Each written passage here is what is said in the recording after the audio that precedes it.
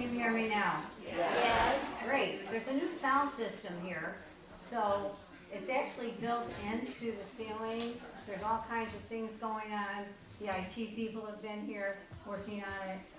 Today we don't need the screen, but Andrea Fradisi, who's standing near the tripod with a camera, will be recording the program. The sound system is very sensitive, so unless you want your conversation heard, I guess I would not be conversing during the program. Thank you. And before we begin, let's please silence our cell phones.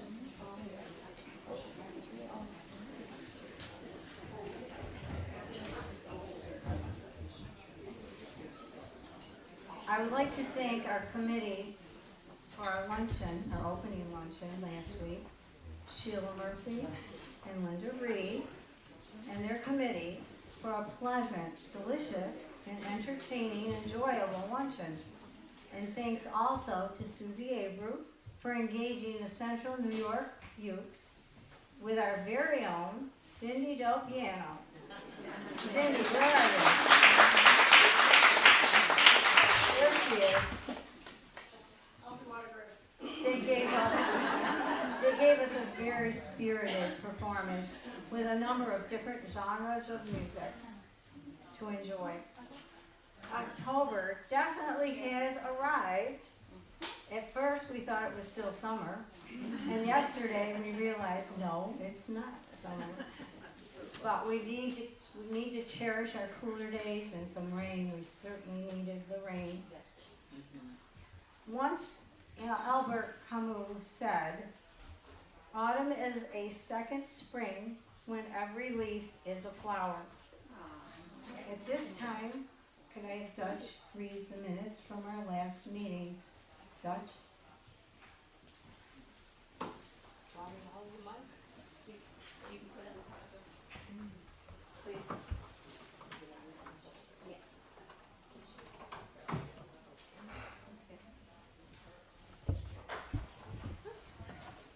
Good morning, everybody. Good morning. Welcome back for another year. And just like a bad penny, I turned up again. So, and I know last week when I didn't get to read the minutes at the luncheon, you were very disappointed. So, we're all set. All right. So these are the minutes from last week's meeting. The first meeting of the 2025-26 season was called to order at 12 p.m. by President Joan Lamry at the well-attended luncheon at Tugica Country Club. She welcomed members back for the organization's 133rd year. She then recognized and thanked all the dedicated members who support her every week and asked for a round of applause for all. She also thanked co-chairs Sheila Murphy and Linda Reed for arranging the luncheon. President Lamry then asked for a motion to dispense with the reading of the March 19, 2025 minutes. Cindy Del Piano made a motion, which was seconded by Reggie Smith. Motion passed with all in favor. First Vice President Barbara Raffke reported that scholarships were given to 2 RFA seniors, Catherine Pastelacqua and Caitlin Platus.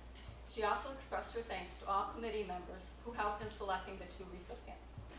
Treasurer Linda Berry reported the following for the time period March 12, 2025 through October 1st, 2025. Balance on hand, $7,796.97. Total receipts, $15,396, which resulted in total funds of $23,192.97.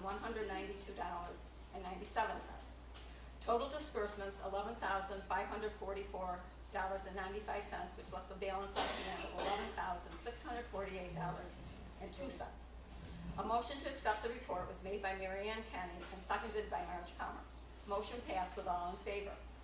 Sheila Waters, membership chair, reported on changes and actions that have occurred since March 19, 2025. A moment of silence was held not only for the passing of WMC members, but for lost loved ones as well. Mary Clifford and Imelda Nichter have passed. Several resignations have been received. Sigrid Lanigan, Kathleen Bishop, Annette Jackson, Jennifer Geiger, Marilyn Baumler, and Cindy Weir. Is it Weir? Currently there are 2 50-year members, 4 honorary members, and 223 paid members. President Lamry announced the formation of a new committee led by Andrea Radici, Susan Williams, and Joanne Secura, who will be responsible for recording each meeting, which will be available for viewing via YouTube. She then acknowledged member Kim Hathaway, who has dedicated many hours and been instrumental in the success of the WNC Singers. Unfortunately, she will not be continuing in this role due to other obligations. Kim was presented with a gift along with a floral bouquet. Before music chair Suzanne Abu introduced today's entertainment, President Laundrie shared a relevant quote from Plato. Music gives a soul to the universe, wings to the mind, flight to the imagination, and life to everything. The membership was then entertained by the very talented Central New York Ukulele Club, CNY Ukes for short, which included our very own member, Cindy Del Piano. The group, which is a community service club, provides special programs and teaches classes at local libraries in Oneida, Canastota, and Casanova. It has also worked with refugee children from Miramar and child burn victims from the burn camp of Central New York. The group performed an eclectic genre of songs and singers ranging from Jimmy Buffett, Bob Marley, and ending with Neil Diamond's Sweet Caroline. Debbie Guarnieri, the spokesperson for the group, encouraged audience participation, and it's rumored that the membership will be nominated for a Grammy in the near future. Before the group performed, Susie announced that in lieu of the honorarium, the Ukes returned it to be used for our scholarship program. President Laundrie thanked the Ukes for the wonderful performance and then reminded the membership about next week's meeting at the Beaches Manor at 10:30 a.m. for a drama program. Meeting was adjourned at 1:45 p.m. Respectfully submitted, Glenda Alvarez, Secretary.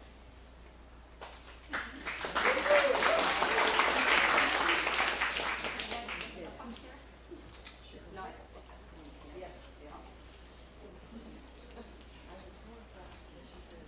Can I have a motion to accept the minutes as read? Debbie Wasserstein? And can I have a second? Sally Hinman? All in favor? Aye. Any opposed? Motion carries. Thank you. Our membership chair and second vice president, Sheila Waters, would like now to present new members. Sheila?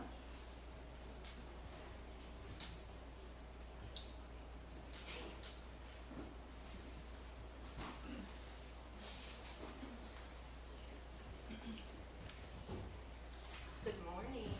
Good morning.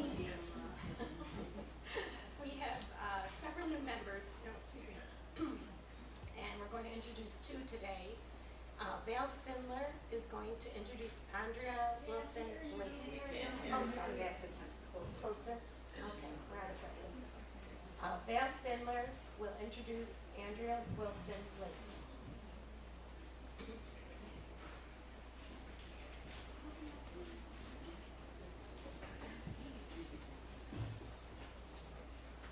Morning, ladies. Good to see you all. Andrea is a friend of mine. Can you hear? Hi. Okay. If I crouch over, yeah. Okay. Andrea's been an educator in Rome, and that's how I got to know her. She was the principal at the school where I last taught, Joy Elementary. She was very interested in becoming involved with Wednesday Morning Club, so I nominated her for the position. She's been interested in many topics that we cover: health, exercise, traveling, education, literature. She especially enjoys traveling to Hawaii, and she's very active on a regular basis. You might see her hiking or walking around town. She lives in Lee with her husband, Michael, and he also taught at RFA. He was a history teacher there, and I think he still subs. Yes. Okay, and they have one son, a grown son, Keegan, and also a grandchild. She looks forward to the opportunity to become an active participant in our group, and she did check off the box that she'd be interested in doing some committee work maybe. So we welcome her with open arms with that note.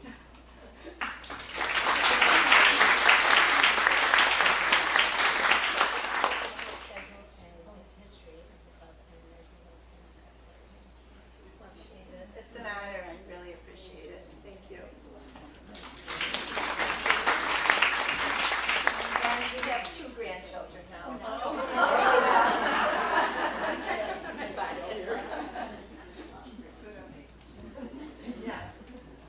Okay, next we have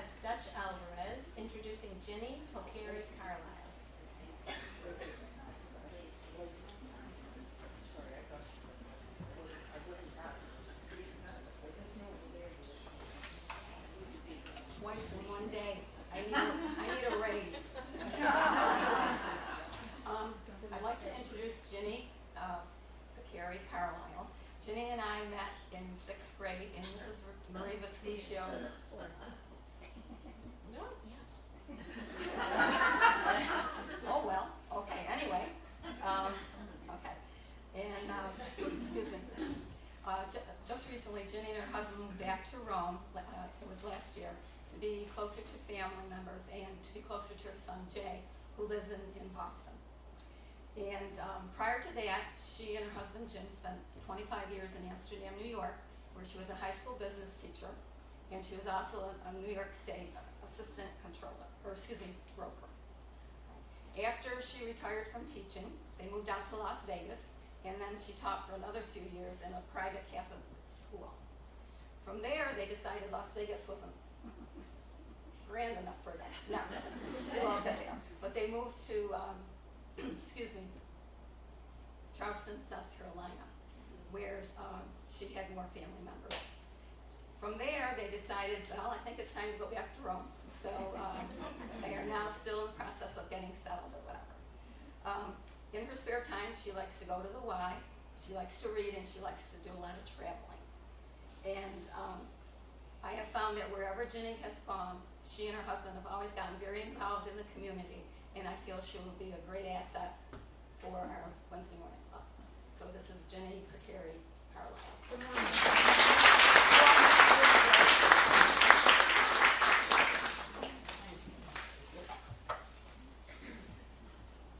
Welcome, Jenny, but you were at the, okay, so you have the book. I have it, I left it. Okay, here's your pen, and welcome. Thank you. Thank you.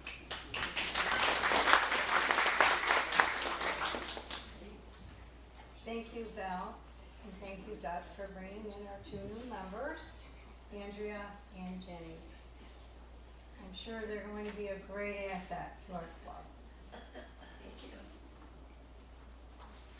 At this time, if I can get my notes in order, we have a drama program, and as Carol Channing once said, Broadway is a beautiful, vital, living thing that is always changing, but it will always reflect the people, the country, and the time. And now Deb Mislinski will introduce today's speaker. Deb?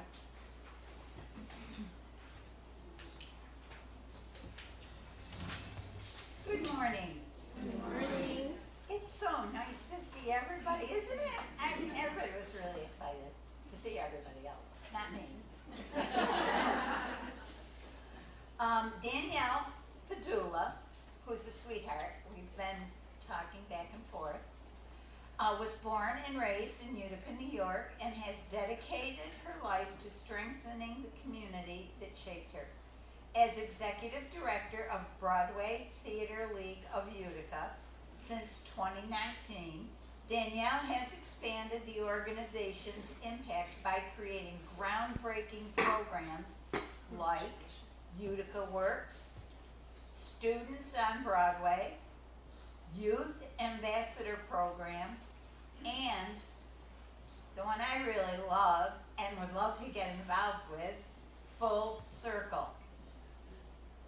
I'm at the high point of the circle, I guess. Danielle got that. Which connects thousands of students and families to the power of live theater each year. Her passion for youth and the arts drives her work. Whether she's providing opportunities for young people to step inside a theater, for the first time, building intergenerational connections through shared performances, of ensuring students that have access to workshops, master classes, and professional mentorship. Danielle believes the arts are not only for entertainment, but also a transformative tool for education, confidence, and community connection. In addition to her leadership at Broadway Utica, Danielle serves as Vice President of the Utica City School District Board of Education. Yes, she does. I don't know how much longer, but. Wow, she does. Vice President of the, oh no, I did that already. Where she champions equity, student achievement, and family engagement. She is also the founder of Backyard Hope Incorporated, a nonprofit supporting local youth and families through community closets, hygiene drives, and essential resources.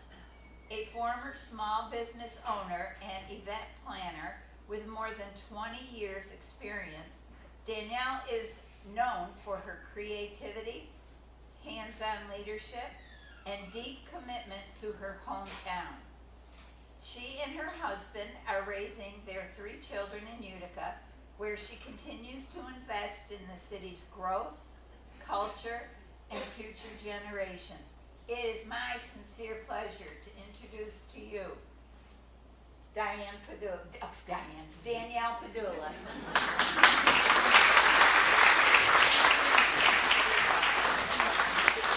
You make me feel special. You are. Thank you. I like to wander and move a little, if that's okay with you all. Thank you so much.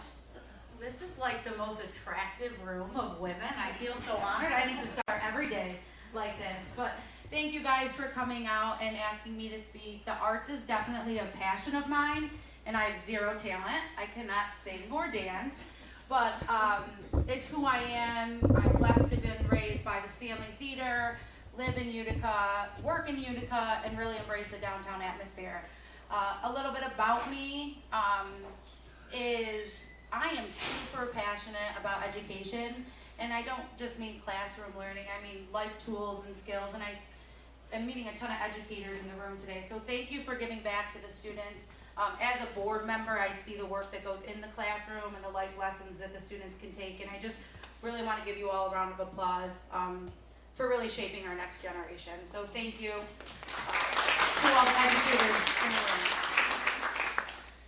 Born and raised in Utica, love it, die hard, super blessed with a big Italian family. So we like to eat, and that's why I'm here today, because I heard there was lunch. But in my past life, I was a wedding planner and event planner, and I actually did a lot of work out in Rome, and it's incredible to see the beaches here today and the transformation that it's made since I started back in 2006 or so doing weddings. But Broadway Utica is a place of hope, of acceptance, of transformation. It's enduring. We've been around for nearly 70 years. We're subscription based. So how many of you have been to the Stanley Theater? I love that. And what was the last play or musical maybe you saw? You could just... How good was Sound of Music? It was so good. Great Gatsby. And at the Stanley? Yes. Or, oh wow. Okay. Ballet. The ballet, yes, back in September, right? Yeah. Last month. So Broadway Theater League of Utica, I like to say, like, think of it as a sorority. We belong to a chapter. We belong to the Broadway Theater League right in New York City, and we pay our dues and all of that good stuff and our licensing, and we just rent the Stanley Theater. So The Sound of Music was my show. It was like my baby for the last year. They kicked off their national tour right here in Utica. They made an economic impact of $1.7 million in Oneida County. They stayed here for 3 weeks, rental cars, hotels, restaurants, you name it, they lived here. And that's one of my biggest prides is I love to sell Utica and the county and the surrounding areas. We had 13 kids on the tour. We provided tutors for them, field trips. They got to visit various places within our beautiful city. So I think art is so much more than what you see on stage. It's all the work behind stage that goes into it. And that makes me super proud. But not only that, and us preparing now for a Christmas story, which will be teching here and it moves in later this month, and we're doing all the same things, but there's a whole piece backstage and within the community that maybe you all don't know about. So I'm gonna touch lightly on some of the programs that we have, but feel free to ask questions. I love to talk, but I also love to listen. So if there's anything that you have, just either raise your hand or shout it out, and I'll definitely clarify more. But our first program is called Utica Works, and actually this program is pretty much based out in Rome, at Rome Capitol Theater. So we provide field trips at a very affordable cost, pretty much for STEM-based or STEAM, if you're familiar with that, science, technology, and all of that. I like to say STEAM because the A for arts, but some people say STEM. And just next week on the 21st, we're bringing a program called Outrageous with about 800 kids from local school districts, and they'll go to Rome Capitol Theater, and they will perform live art right on stage and make paintings. And we're really trying to bring them out of the classroom, but learning lessons, right? Riding a bus, scanning a ticket, using the concession stand, having conversations with the people next to them. It's all part of our program. And then we have Mr. C Live in November, which is a scientist on YouTube that kids love, and they'll be doing science experiments right at Rome Capitol Theater.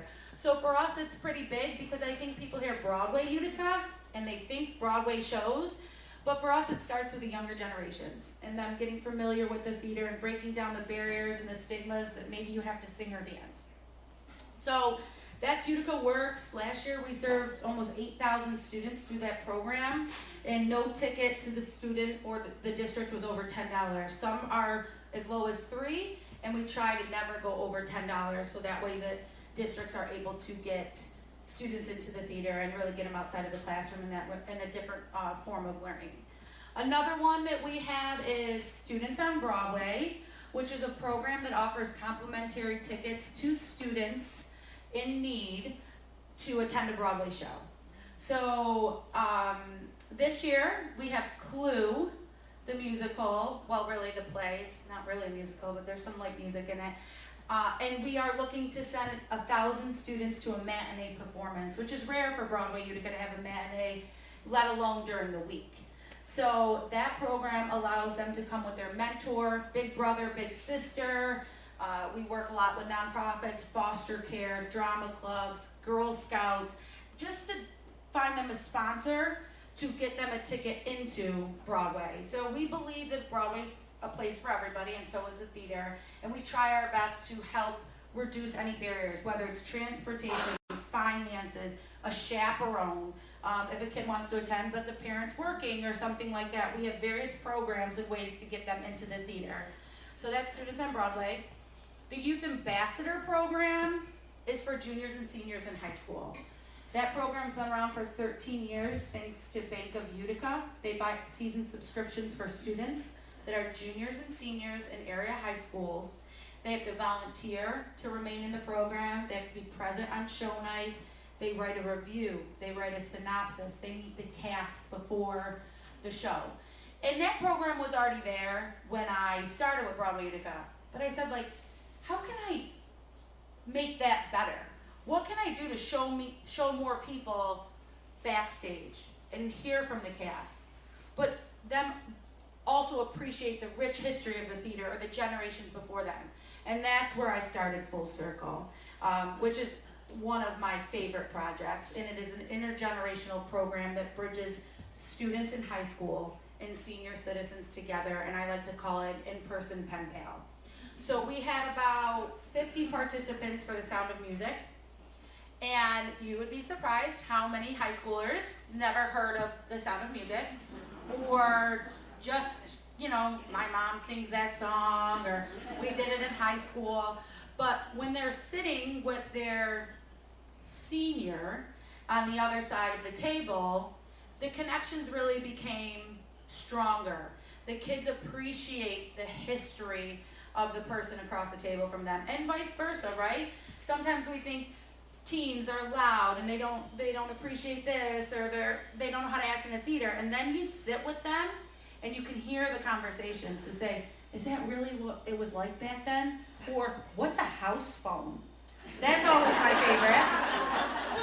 When the kids are like, a house phone? Did it really ring like that? There was a cord? So you have to appreciate both ends of the spectrum. You have to appreciate everything that happened in the middle. And we only know what we know. So that program started last year.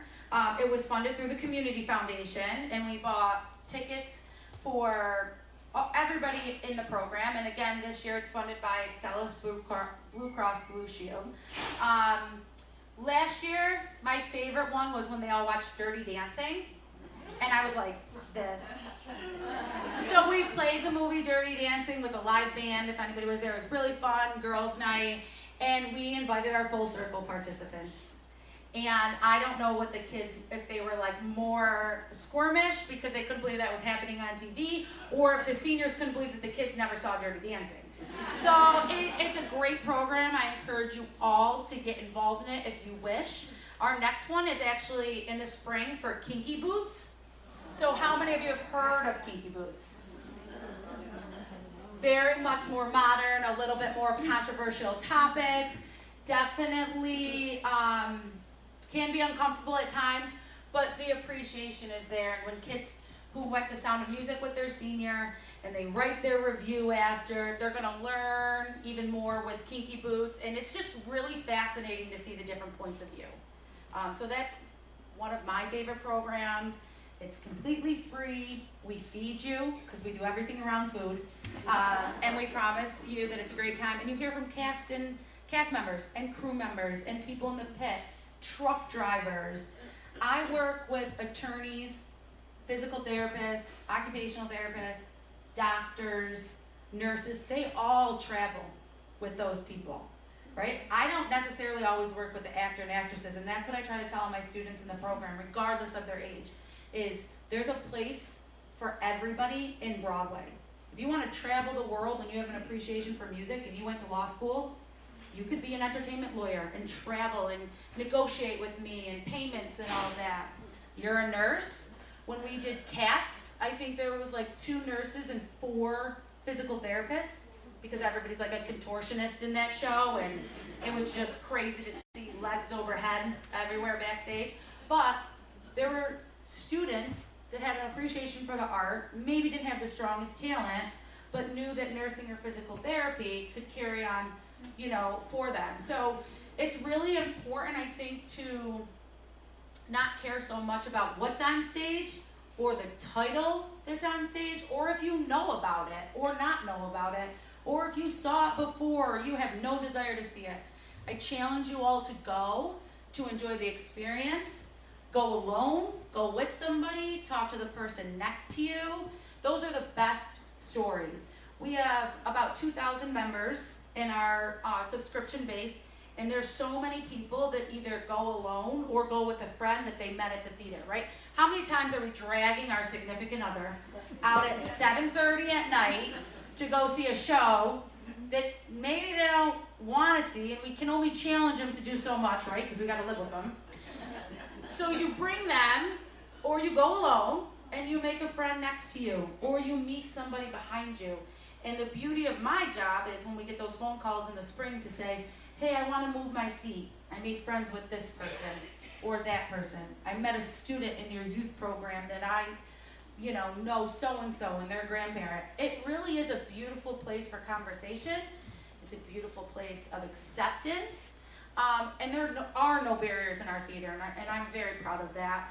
I was speaking earlier to Deb, and I said Rome is one of our biggest ticket-based subscriptions. So it almost outweighs Utica, and it goes Utica, Rome, Herkimer, which is incredible, and that's a testament to all of you and your commitment to your community and word of mouth, and maybe doing something that you're uncomfortable with. Maybe going out in the dead of winter at 7:30 at night when you really want to stay home, having a conversation at your Wednesday morning clubs. And we're very grateful. That is why we chose Rome Capitol Theater to host all of our field trips, because we know how much the arts is appreciated in Rome, in the surrounding area, and that means everything to us. We're a 3-person staff at Broadway Utica, but there's 65 men and women backstage pretty much every show night, unloading and loading those shows, and they count on us. And it's your commitment to the arts and your community's commitment, and that's our way at Broadway Utica of thanking all of you and your business owners and your friends and family that support the arts. So we want to be here, I want to be here. These shows are extremely expensive. We are not a moneymaker. We are a true nonprofit, like no profit nonprofit. But our hearts are there. Our board members are committed to our mission. We are committed to the youth. We are committed to breaking boundaries.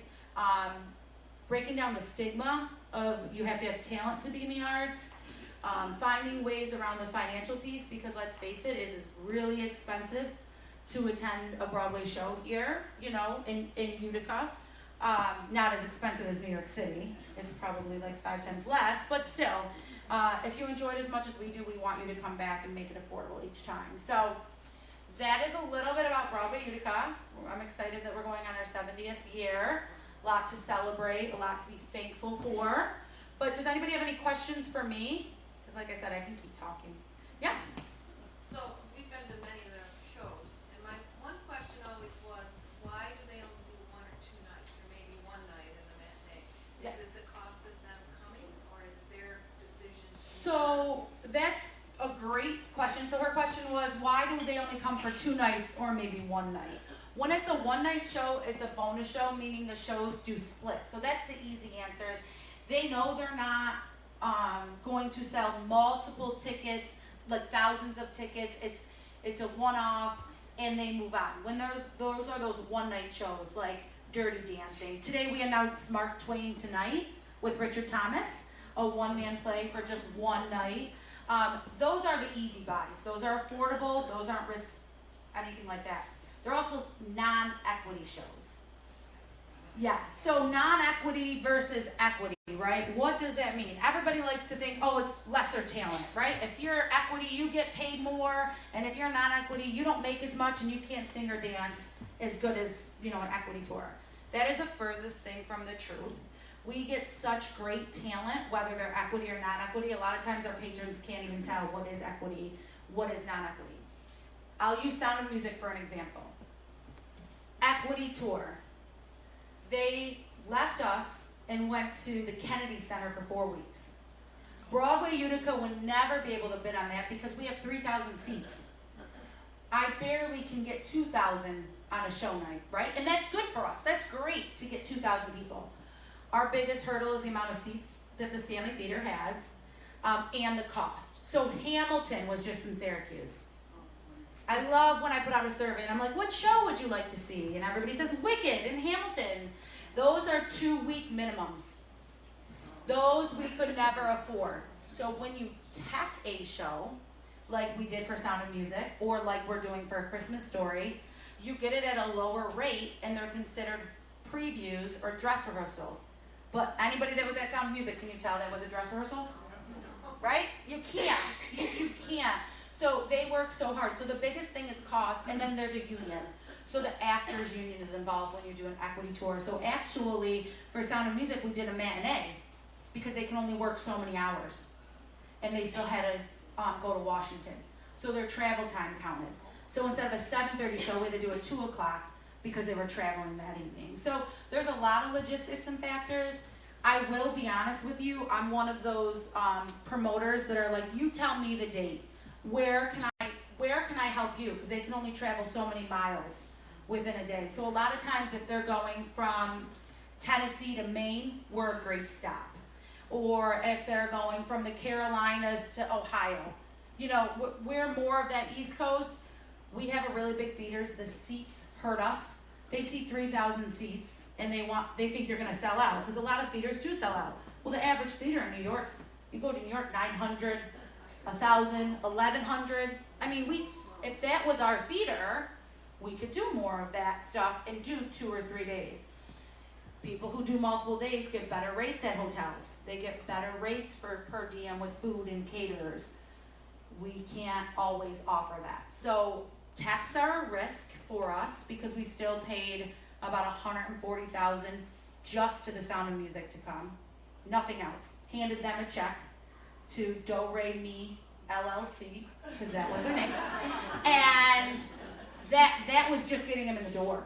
I mean, there's royalties on top of that every time you hear it on TV or the radio, every time I print it in the Daily Sentinel or the OD, whatever it may be, we pay a percentage of every one of those buys. So it's not counting the stagehands, the marketing, my staff's payroll, theater rental, fire marshals, police, whatever it may be, tutors. We had, 2 tutors on the tour with the teacher for Sound of Music. So expense is really what hinders us. And we can't do the 8 performances in a week. You have to do a matinee, can't do a Monday. So, not Blue that's coming is an equity tour, so we had to do a 3-day minimum. So that's why we opened it up to schools with the matinee. So we try to be as creative as we can, but it's not a talent thing. It's 100% union and cost thing. But that was a great question, because every year when we survey, it's Lion King, it's Wicked, it's Hamilton, and I'm like, yeah, go to Syracuse or Proctor's. We have 2 beautiful theaters on both sides of us, and then come here, you know, for the ones that maybe you can't always attend out there. So, I hope that answers some clarity. As much as I would love to have Wicked, I don't see it in the future. Any other questions? Yeah. So where do these actors stay? Where does the crew stay? Yeah, so we had 130 hotel rooms, and I'm using Sound of Music just because I'm very proud of that show, and that was a lot of work for Broadway Utica, but about 130 hotel rooms for 2.5 weeks between the Delta, Hotel Utica, and Airbnbs. So we try to give them the best rate we can, but, and it sounds silly, Utica's busy. Like, it is, we actually, is it the Quality Inn? What's on the base? Hampton Inn, because we had like 4 or 5 rooms there for some of the creative team that were only coming up for 2 or 3 days and didn't need walking distance to the theater. But that's where they stay local, and we try to do the best we can. But Utica built the Nexus Center, and while I'm not a hockey fan, I do love seeing the hustle and bustle, but they are crowded with tournaments, and that always hinders us. So we're just throwing something at the wind. Like next year I'm working on 2 techs for September and October, and I just blocked like 80 rooms that I can get at the Delta and 80 at Hotel Utica, because while I don't know the exact dates, I know they'll fall somewhere in there.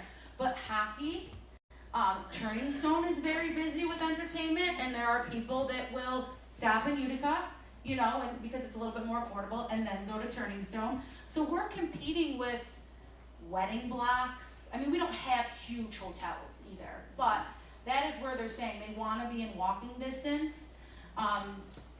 You know, there's 2 hotels now in North Utica, right off the thruway, that we work closely with, but that's all factors when I'm bidding a show that I have to take into consideration. I have to lock in the rate from now. So our season's actually built until, it's 2028.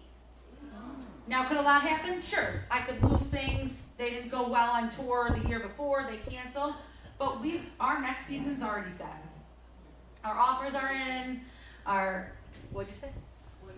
Oh! I mean, I'll give you some clues because I don't know where it'll land, but I'm most excited for Neil Diamond. Oh. Like that and Jersey Boys. Oh. So I hope those stick, and we're going to manifest that they do. But a lot can happen. My offers are all due by Christmas. They're pretty much in. And then after the first of the year, we're notified whether we were accepted, the date needs to change. Things like that. It's a lot of planning. It's a lot of what you like, somebody else might not like. What I like, half the people in the room never like. I'm like the love story die hard, you know, unless they're like being brutally murdered and something else. So I'm like way over here and over there. And then the people I work with are like, we like what's a book or a movie so we can do our research. So it's a lot of people pleasing, but I'll never please everybody. We get hate mail often, but we get happy grams too. So it works out. We don't take it personal. We adore feedback. We adore the comments. We want to know what everybody wants, from parking to restaurants to intermission to prices at the concession stand. We only rent the Stanley Theater. Our office is actually across the street in the 258 building. So we are just a tenant. But if we can control it, we want to. And if we can make it better, that is always our goal, is to keep you coming back. So, yeah. Can you talk about parking? There's a lot of Yeah, us- Wes. A lot of us are older and Yeah. we don't want to be in downtown Utica with some. I know. I hear ya. And then you make a reservation at like like 4:30 and they're kicking you out by 5:30 for the next person, and the doors don't open till 6:30. Listen, I get it. We go back and forth with the city constantly. I'm not sure if you remember a couple of years ago when they were gonna make Genesee Street a single lane on each side. I would have never got a tractor trailer in there. We had 14 tractor trailers for Sound of Music. We had to close the street down for about 3 hours. I can't imagine it being a single lane. And Art Space just went up for affordable housing behind the theater. We advocated for a parking lot. You know, we advocate, we lobby as much as we can. My suggestion is always park at a bank after 5. It clears right out. Don't come down too early because people do work till 5 or 5:30. And I think what people don't realize is behind the Stanley is the most parking. There's a church and stuff back there. Everybody seems to go across the street and go under the marquee. And if I could tell you anything, go behind the Stanley and come down by the Lotus Garden. Way more parking. But we've increased police presence the last few shows, crossing guards. I try not to do many things in the winter because of the weather and snow and all of that. So we're taking all factors into consideration. There is a public lot right next to the Stanley, but that is used a lot. You can buy a parking pass for that during the week and park there for work, and that does hold us back as well. If you're like my husband, you're just gonna Uber, because that's, and then he's like, I'm ready to go. I'm like, well, I'm working. So, you know, there's always an Uber, but not really sure you can get one home at 11 o'clock at night all the time in Utica. Any other questions? Anything you'd love to see next year? So what do 65 people do in that? You said 65 people in the back stage? Yeah. You said? Yep, they're union. What, I've seen a few of those people back there, but what are 65 people? Well, we have electricians, and plumbers. The amount of dry ice that goes into a show, and CO2, helium. So everything has to be manned because a helium tank falls over and it could be deadly. We have pushers, which means they unload all the trucks. So when we've been on a show, we get like Lincoln Logs? Yeah. That's how the trucks come. And they tell me how many pieces are in each truck because they're using local people, right? These are getting built, most of these shows are getting built out west. And things are being fabricated and remade, and what fits at the Stanley may not fit, there's a really small theater in Maine that does a beautiful job with Broadway, but they load in from the street. We have a loading dock that can fit 4 trucks at a time. So the 65 men and women, if it's a tech show, are usually building, welding, hair and makeup, laundry, wigs. They're all union jobs. So, And they're all local. all local. And for Sound of Music, we had 11 musicians, local, all local. So there is a lot to do. I start to stay as far away as I can, because they have it down to a science, and we have the most loyal stage crew ever. We do a lot of work at the On Center in Syracuse, and hands down, my life is a lot easier when it is at the Stanley Theater, for sure. But it comes with a piece of paper and tells you to unload this box first, and then when you're loading out at midnight till 5 a.m., they follow that piece of paper to say what is the first piece that goes back in. They're hanging, there's a catwalk up there, the light spot, they're running music, at the tech tables in the back of the theater sometimes that you see. So it's a union stage, and you cannot set foot on the stage without a union representative. So everything has to be handled by a union. I mean, we bring in food to feed them, and I have to make sure somebody's there for me just to carry it in. And it's their breakfast. But I love it, and they take their job extremely seriously, and they're very good at it. Very good at it.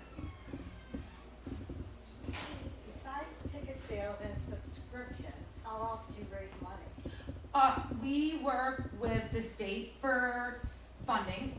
We work a lot with the Arts Council, which helps offset the cost of tickets, or to bring in a really expensive show like To Kill a Mockingbird was very expensive, but we knew the impact that would have on all generations, and we believed in the message. So we worked with NYSCA, the New York State Council on the Arts, to get funding for that. Our biggest form is donations from patrons. through and through. We have the greatest community, businesses, ticket holders, and all of our funds are held through the Community Foundation, because we're a really small staff. So it's not like I have a development person or anything like that. So we work with the Community Foundation who helps market our programs. And they'll say, we have this business that's interested or this estate.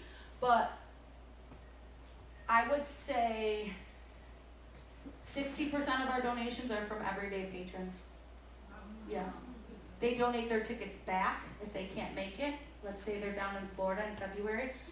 They say, take my ticket and give it to a student. They help us send students to the theater. For $25, you can send a student to Clue. They blow us out of the water every year with their generosity.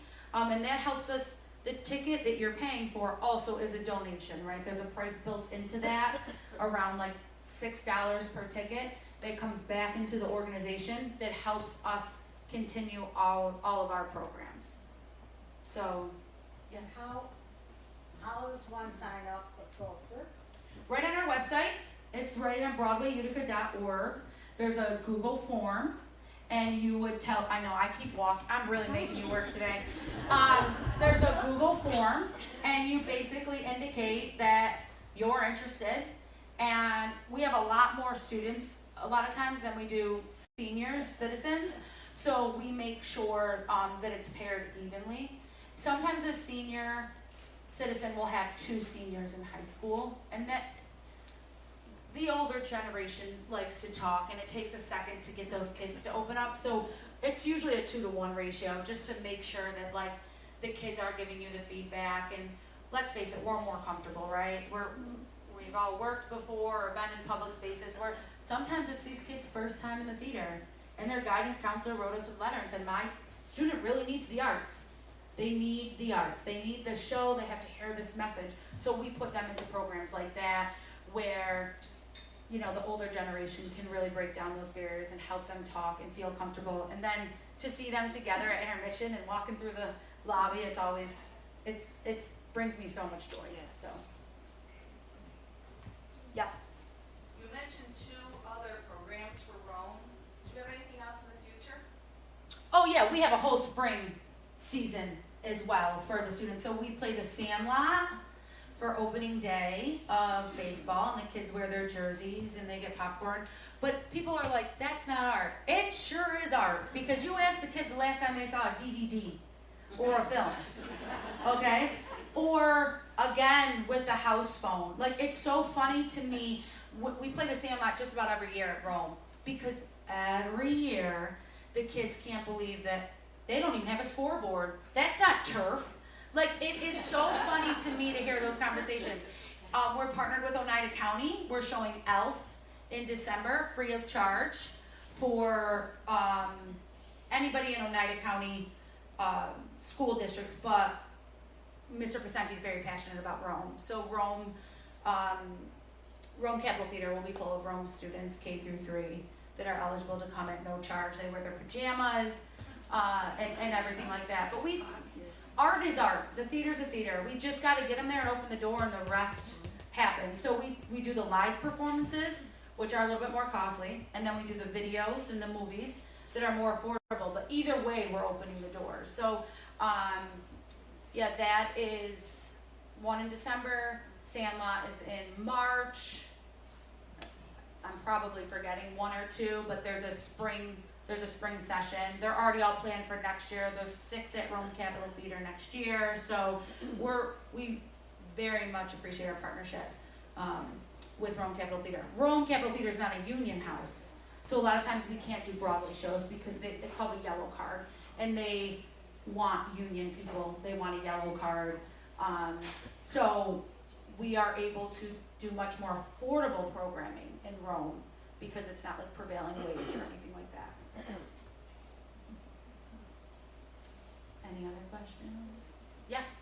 Do you ever consider presenting a drama program? Yes. So our slogan this year too is Drama Awaits, which I have a lot of information about everything that I'm talking about up here. But Broadway Utica did their first youth musical this year. They did Fame Jr. for 2 weeks at Proctor High School. And we are currently working with the Broadway Theater League in New York City to perform, or to host a showcase. So we have wonderful school districts that do a lot of musicals, and it's really hard to compete with what they have going on, and kids playing sports and advanced placement courses, and then they join the drama club or the musical. So what we're working with is trying to do a spring showcase where every high school who wants will be able to come and perform 2 songs or 2 performances from their musical so that all the kids could watch. But there's a rubrics that the judges will follow, actually, and they could maybe advance to the Jimmy Awards, which is a mini Tonys. It's a high school award program that is just like the Tonys, but it's called the Jimmys. So we're trying to use what we already have instead of reinventing the wheel, and work with the agencies that are out there, like Rise Performing Arts and Utica Children's Theater, and then all the school districts, to say, hey, there's only so much everybody can go to. What if you guys come to them on the stage? We'll fill the audience, and then people will be able to vote on everything from best costume, best lighting, best sound, and then people could advance to the Jimmy Awards, which is really cool, because if you're a theater nerd, like a lot of us are, or a lot of students are, it's a really big deal to be in the Jimmys. And I think Syracuse is the closest. Syracuse had a kid go once or twice from their spring showcase, which is pretty big. This is a little off the path. I'm always off the path, so it's fine. What are you to Dennis? My father-in-law or my brother-in-law? And your, must be your brother. Denny Love. Yes. How that's is he doing? My Great. daughter went to SU. Oh yeah, I have a brother-in-law that's in California that's a performer. He won't help me with anything over here. He's too big time, but no, he's doing great. He's doing great. Thank you. Yes. That's my claim to fame. What are some shows you would like to see? Like, in all seriousness. Neil Diamond. Yeah. But like, does anybody ever travel to the city to see a show? Yes. Yeah? What are some that you've gone down there for? What? You can yell. What was the one that Carol came with it? Beautiful. Yeah. So that, Did you see it when it was here? That was my first show. Well, that was my second show at Broadway Utica. And my first show as the director. I saw it in here. Yeah. Yep, that was an equity show. We did 3 performances. It was awesome. It was awesome. Your show, The Life of Bobby Darin, also. Yes. Do you know last year only 3 shows on Broadway made money? Yeah. So when I tell you the commitment to the arts is huge, and I think the people who are involved in the arts do it for a lot of other reasons, I really stand by that. I mean, of course, we never want to lose money, but there are shows in New York, 3 last year made money. Just 3. What were they? Hamilton. I think Book of Mormon. And one more. Hamilton, Book of Mormon. Beetlejuice. Maybe Beetlejuice. But think about like Lion King. Think about Aladdin. They weren't even up there. It's taking them years. So they're still on Broadway. There's a great chance they can recoup that money. But it's a lot. I mean, and that's why I think actors and actresses like to tour, right? Unless you're a star name, unless you're Pamela Anderson in Chicago, you know, are you really, which was terrible, by the way, I'm sorry, I love her, but that was not her ideal role. It's hard. Everybody else has another job. So a lot of the great talent that we have tours to see the world, to get their housing paid for, to get their meals paid for, to make new friends, to learn new connections, and then go back to the city. How about Mary Poppins? What about her? No. Yeah. Whatever happened to Love Never Dies? It died. You thought? Oh, it was one of the best things I've ever seen. Oh, yeah, it didn't go much more further past the Stanley Theater. We teched it, and then it died. Oh, it was so I know. Their hopes was for the. So Love Never Dies is like the prequel to Phantom of the Opera, for those of you that don't know. And their goal was to bring it on tour, and then it go to New York City. That is also the goal for Sound of Music. So if it continues its success, it will be in New York City, probably in the winter. I love Dear Evan Hansen. I love that show.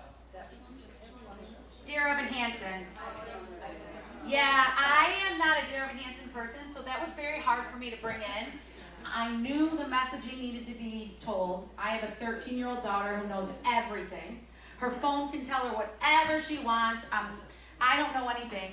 So it wasn't, I believe in that message, but that was a hard one for me to watch. I didn't leave there feeling great. I mean, it's about suicide and cyberbullying, but we had 900 students in the theater that came free of charge through sponsors to see that show, and that is what we, have to do. But yeah, I think that's why I liked it, was, the right people were seeing Yep. that show. The Yeah. message was just, for sure. it's just a lovely show.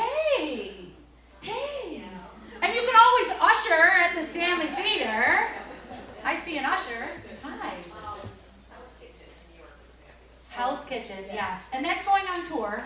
It's probably going to stay equity, so it's not on my radar for next season, but the season after it is. So yeah, we'll see. Hopefully it does strong on tour. Yeah, Alicia Keys, Hell's Kitchen. Oh, I love Six, and I lost Six this year. So we had Six, and we're gonna take the risk and do 3 shows, potentially 4 for a school matinee, and I was gonna spend all of Broadway Utica's life savings on it, and we lost it to New Jersey, the Bushnell, and they did a full week. Yeah, so that's why I got Kinky Boots, which is fine, but Six was gonna be my full circle show, and yeah, Six, for those of you that don't know Six, it's a hip hop rap musical, the wives of, yeah, I know. Somebody else had a question. Yeah. This isn't about what you're talking now, but what is the difference in all the traveling groups, and do you have to, like, there's national tour, there's this tour, I can't Yeah. explain that? Sure. So if we're talking the Stanley Theater, we only work with national touring Broadway productions that belong to the Theater League, that are routed by the same sales agent. So it's a sales job, right? I get phone calls. It's just a very small industry. So if I'm buying Sound of Music, I'm also buying Kinky Boots. If I'm buying Mrs. Doubtfire, it's the same producer as Kinky Boots, but not the same sales agent. So it's a very small world. So when we do stuff, and that's why I give so much credit to Proctor's Theater and to Syracuse, is because they are taking a risk. They're able to buy multiple shows. It's not easy. I buy 2 shows and I cringe to say, how am I gonna make this work? But at the Stanley, we work only with national. At Rome Capitol Theater, sometimes at the On Center and MVCC, we do New York City based art. So they'll come out of the city and then go back. So logistics wise and travel wise, we have a little bit more control. It's not like, Mrs. Doubtfire telling me, oh, March 1st we're here and March 6th we're here. You only can have 2 days in between. So that is kind of the difference. When you work with a national tour, they spoon feed you every form of marketing. You have contacts, press releases. They tell you the demographics. It's a scary world with technology. I'm not sure if you all are aware, but they know what you're buying, when you're buying, how you're buying it, from what device you're buying it. So they give us all this data, especially if a show's already been around for a year. Of course, it's expensive, but we know what to do. Sometimes the harder sells are those one nights that are just out of New York. Like we're doing Twilight, which is the movie with 1,000 candles. That's just, hey, you're kind of on your own. Thanks for buying it. Here's the tech writer, work with your tech director and make sure the theater's open by, 7 o'clock. An average show for 2 nights at the Stanley, just for me to pay them, is $90,000. Wow. Yeah. That's not royalties, that's not theater rental, it's just a check to them. So, you want to work with the national tours, but it's not always feasible. Am I over my time? I have to be really close. See, I like to talk. Thank you guys so much. I really appreciate it.